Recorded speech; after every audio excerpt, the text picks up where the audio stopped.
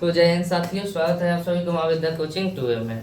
आज हम लोग करने वाले हैं ठीक है, चर के पावर में क्यों रहे तो उसका हम लोग गुणनखंड कैसे करेंगे, ये हम लोग आज सीखने वाले हैं। ठीक है, इसके पहले वाले क्लास में हम लोग सीखे थे लोग कि x के पावर में कोई x के पावर में 2 रहे थे तो उसको कैसे गुणनखंड किया जाता है वो हम लोग सीख लिए थे लोग। आज क्लास में जो चर यानी कि x के घात में 3 रहे, y के घात में 3 रहे, इसको हम लोग कैसे जो तोड़ेंगे लोग, इसको हम लोग आज सीखने वाले हैं। ठीक है, इसको हम लोग तोड़ेंगे लोग किस विधि से? गुणनखंड प्रमेय की सहायता से। इस प्रश्न को हम लोग तोड़ने वाला है गुणनखंड प्रमेय की सहायता से तोड़ने वाले हैं लोग। तो ध्यान से समझिएगा, हम लोग गुणनखंड प्रमेय की सहायता से कैसे तोड़ेंगे। सबसे पहले ये जो 24 है ना जी लास्ट में, इस 24 का गुणनखंड, संभव गुणनखंड क्या क्या हो सकता है, यानी 24 किससे कर सकता है जी। तो याद रखिएगा 24 का संभव गुणनखंड एक तो हो सकता है प्लस माइनस 1 हो सकता है ना जी। इसके बाद प्लस माइनस 2 हो सकता है, प्लस माइनस 3 भी हो सकता है, प्लस माइनस 4 भी हो सकता है, प्लस माइनस 6 भी हो सकता है।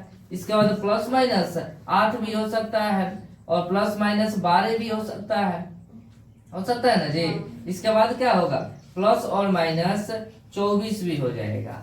ये सब इसकी क्या है, संभव गुणनखंड है।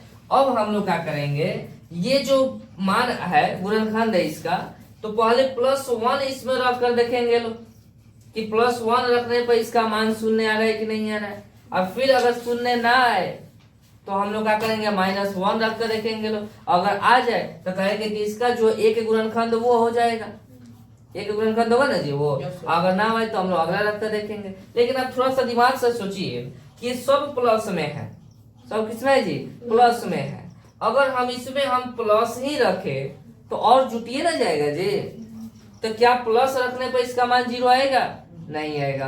तो क्या हम पहले माइनस रख के चेक कर लें? हम लोग क्या करेंगे, माइनस रख के चेक करेंगे। आप पहले रफ में कीजिए, उसके बाद अगर 0 आ जाए तब यहाँ पर कीजिएगा उसको। ठीक, चलिए हम लोग रफ में सबसे पहले करते हैं। लिखेंगे x बराबर -1 पर, तो क्या होगा जी, x³ plus 9x² plus 26x और प्लस में 24 है ना जी। लिखेंगे लोग का x का मान क्या है जी, -1 का क्यूब प्लस में 9, x के मान -1 के स्क्वायर प्लस 26, x के मान -1 का प्लस में 24। और -1 का क्यूब क्या होता है जी, -1 प्लस 9 है तो 9 और -1 का स्क्वायर प्लस 1 और प्लस और माइनस क्या होगा जी, -26 से कम 26 और प्लस में हो जाएगा क्या, 24। अब आगे ध्यान दीजिएगा, तो -1 प्लस में 9 एकम 9, माइनस में 26 और प्लस में 24। अब ध्यान दीजिएगा, तो माइनस प्लस 26 गुआ 1 27 -27 प्लस में 24 गुआ 9 गो 33 हो गया। 24 है 9 33। क्या ये 0 के बराबर आया, यानी कि 33 में से 7 आ जाएगा तो प्लस 6 आ गया। तो ये 0 के बराबर है जी, नहीं है। तो जब प्लस रखने पर तो ये ना करेगा, और माइनस रखने पर भी -1 रखने पर ना आया, तो अब हम लोग क्या करेंगे, +2 रख कर देखेंगे। लेकिन एक बार और सोचिए कि अगर इसमें हम +2 रख दें तो क्या अभी भी आ सकता है? क्या नहीं है, क्या छुटिए जाएगा। माइनस वाला रख कर देखिए, क्या करेंगे हम लोग, माइनस वाला ही रख कर देखेंगे लोग। तो अब जब 1 पर ना आया तो हम लोग क्या करेंगे, -2 पर रख कर देखेंगे, रखेंगे ना जी। जहां जहां 1 है वहां पर आप क्या रखिए, 2 कर दीजिए। ठीक है, चलिए यहाँ तक कोई दिक्कत? -2 का क्यों बोलिए, -7 प्लस में 9 है तो 9, 2 का स्क्वायर 4 प्लस में 26 गुने -2 और प्लस में 24। अब ध्यान दो, तो -7 प्लस में 9 चौका 36 और प्लस और माइनस माइनस 6 दूनी 12 के 2 हाथ में 1 2 दूनी 4 4 गो 5 प्लस में क्या आ गया जी, 24। अब ध्यान दीजिएगा, ये माइनस में और ये भी क्या है जी, माइनस में, दोनों क्या हो जाएगा, जुड़ जाएगा।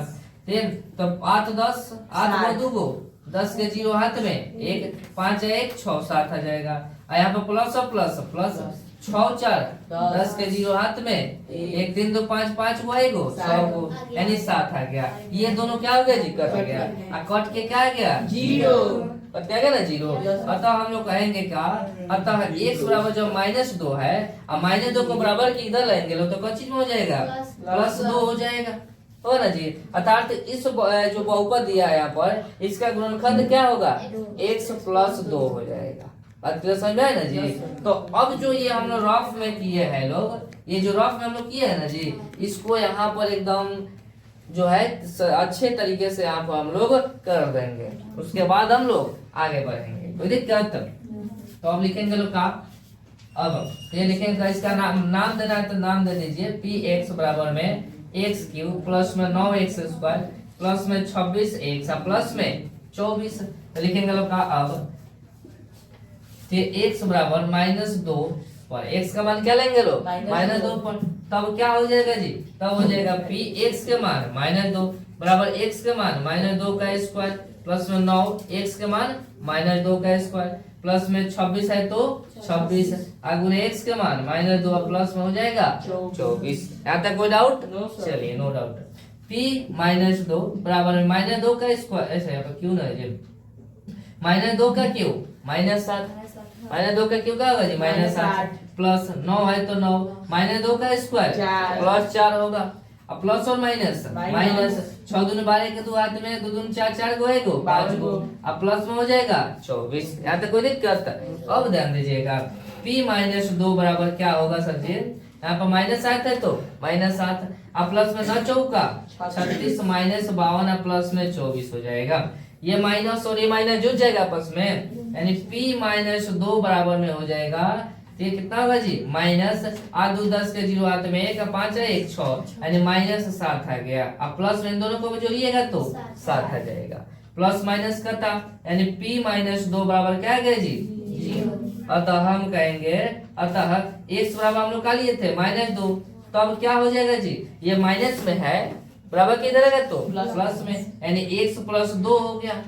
ये तरीके लिखेंगे लोग का कि अतः बहुपद px का एक गुणनखंड कौन है जी x + 2 है, x + 2 है, यानी हमें जो है इस बहुपद का एक गुणनखंड हम लोग प्राप्त कर लिए लोग। कोई दिक्कत? अभी हमें और 2 गुणनखंड प्राप्त करना पड़ेगा, क्यों? क्योंकि x के पावर में 3 है और जब x के पावर में 3 रहता है तो उसका 3 गुणनखंड निकलता है, x के पावर में 2 रहे तो 2 गुणनखंड निकलता है। बात क्लियर समझ में है? चलिए अब आगे बढ़ते हैं। यहाँ से अब क्या करना है ध्यान दीजिएगा, अब समझिएगा हम लोग क्या करेंगे इसके। अब हम लोग करेंगे लोग का कि ये जो दिया हुआ है उसको एकदम पहले प्यार से लिख देंगे, px बराबर में x³ plus 9x square plus में 26x प्लस में 24 लिखेंगे। कोई दिक्कत है ना जी। अब अगले स्टेप में एक लाइन आप तो ऐसे ही छोड़ दीजिए, एक लाइन आप खाली रख दीजिए। दूसरे लाइन में क्या करनी है आपको, दूसरे लाइन में क्या करनी है, जो इसका गुणनखंड आया है उसको आप 3 बार लिखिए। कितनी बार? 3 बार, यानी x + 2 और x प्लस में 2। इतना कर रहे तो सबको आएगा। अब आप ध्यान दीजिएगा, हमें जो है x³ लाना है। क्या लाना है जी? x³ लाना है। तो सोचो कि इसमें हम किससे गुणा करें कि x³ आ जाए। तो हमारे पास यहाँ पर क्या है जी, x एगो है, हमें q लाना है तो x² से गुणा करना पड़ेगा। तो क्या हो जाएगा जी, x³ हो जाएगा।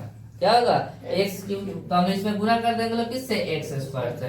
अब x² में x से गुणा कीजिएगा तो क्या आ जाएगा, x³ हो जाएगा। बात क्लियर समझ में है ना जी।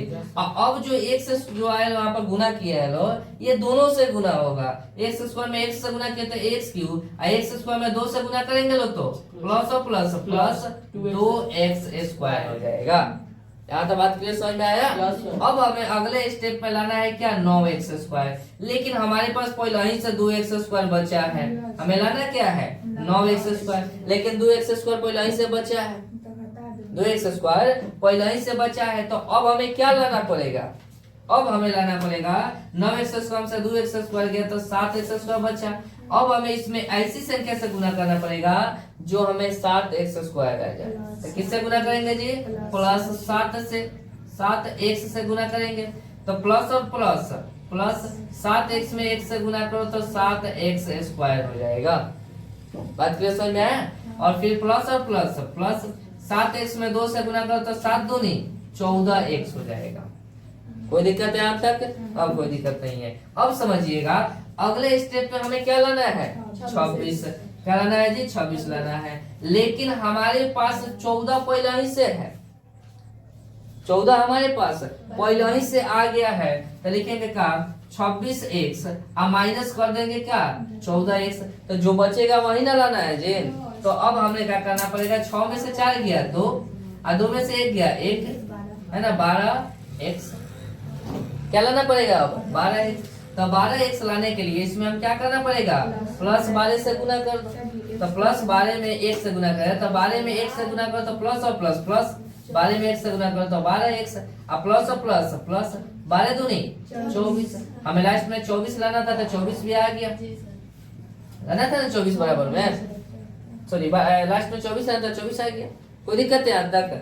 अब अगले स्टेप में क्या करेंगे जरा ध्यान से समझिएगा, अगले स्टेप में क्या करेंगे, आप इन तीनों में देखिए कुछ कॉमन दिखाई दे रहा है, x plus 2 x plus 2 x plus 2 तीन जगह है, तो इस x प्लस 2 को बाहर निकाल लीजिए, तो x प्लस 2 को जब बाहर निकाल लीजिएगा तो आपको यहाँ पर क्या बचेगा x स्क्वायर है ना जी, यानी यहाँ पे 1 बचा, 1 में x स्क्वायर से गुणा करो तो वही संख्या आ जाता है, यहाँ पर क्या बचा प्लस 7x, यहाँ से x प्लस 2 निकल गया तो क्या बचा जी प्लस 12।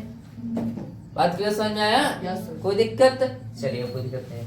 अब हमें जो है क्या करना पड़ेगा, ये x प्लस 2 जैसे है वैसे रहेगा, अब ये स्क्वायर वाला फैक्टर आ गया, अब यहाँ से हम स्क्वायर वाला फैक्टर तोड़ देंगे, फर्स्ट वाले और लास्ट वाले को गुना करेंगे, फर्स्ट और लास्ट वाले को गुना करेंगे, अब बीच वाले को ऐसे दो भागों में तोड़ेंगे कि जोड़ने या घटाने पर 7x आ जाए, गुना करने पर 12x स्क्वायर आ जाए, तो हम लोग क्या ले सकते हैं 4 गुना 3 ले सकते हैं लोग, तो लिखेंगे लोग का x स्क्वायर प्लस में 4x प्लस में 3x अब प्लस में हो जाएगा 12। जिसने भी ये जो है फैक्टर सिखा चुके हैं, जिसने भी ना देखा है वीडियो देख लेना लोग, ठीक है। अब ध्यान दो x प्लस 2 है तो x प्लस 2, अब इस x स्क्वायर को हम क्या लिख सकते हैं 2 बार लिख सकते हैं, x गुने x, 4x को क्या लिख सकते हैं जी 4 गुने x, 3x को 3 गुने x लिख सकते हैं जी, अब प्लस 12 को हम का 4 गुना 3 लिखे तो कोई दिक्कत नहीं है, तो हम लिखेंगे अब x प्लस 2। अब बताओ इन दोनों में और इन दोनों में क्या कॉमन दिखाई दे रहा है आपको, x यहाँ भी निकाल लो, तब अब क्या बचा x प्लस 4, इन दोनों में क्या कॉमन दिखाई दे रहा है जी प्लस 3, तो यहाँ पर क्या बचा जी x प्लस में 4। अब जरा ध्यान दो x प्लस 2 है तो x प्लस 2, ये अंदर वाले को एक साथ लिख लो, बाहर वाले को एक साथ, यानी x प्लस 3 बाहर है, अंदर क्या है x प्लस 4, यही हो जाएगा आंसर, यानी इसका 3 गुणनखंड आ गया कि नहीं आ गया, आ गया ना जी, समझ में आया कि नहीं है, आ गया ना, तो समझ में आ गया हो तो लाइक कर देना लो और वीडियो को शेयर भी कर देना लो, ठीक है, और सब्सक्राइब भी कर देना लो, वीडियो कमेंट जरूर करना लो कि समझ में आया कि नहीं आया, ठीक है।